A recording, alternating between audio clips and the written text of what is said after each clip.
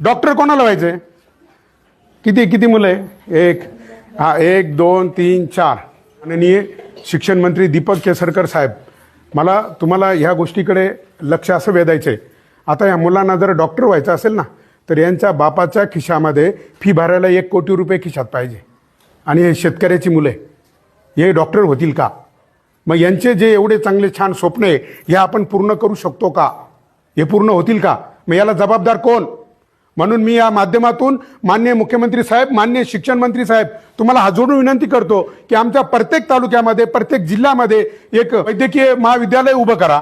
महाराष्ट्रामध्ये शेतकऱ्याला काही नकोय. शेतकऱ्याच्या मुलाला त्याच्यामध्ये गट्स असतील ना, एखादा भिकारी जरी असेल, भीक मागून जरी जेवणाची उपजीविका करत असेल, त्याच्या मुलामध्ये जरी शिकण्याचे गट्स असतील ना, त्याला सुद्धा डॉक्टर, इंजिनियर, कलेक्टर होता आलं पाहिजे. आता ह्या शाळांमध्ये फक्त गरिबाची मुलं आहे. त्या घरामध्ये अधिकारीच तयार होऊ द्यायचा नाही.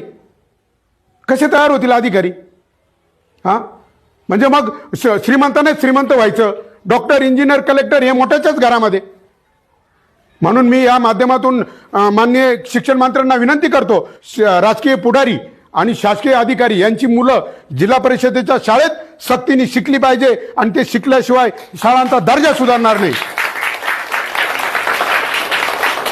जिल्हाधिकारी जरी असेल तरी त्याच्या मुलाला सुद्धा जिल्हा परिषद शाळेमध्ये सक्तीने शिकवा.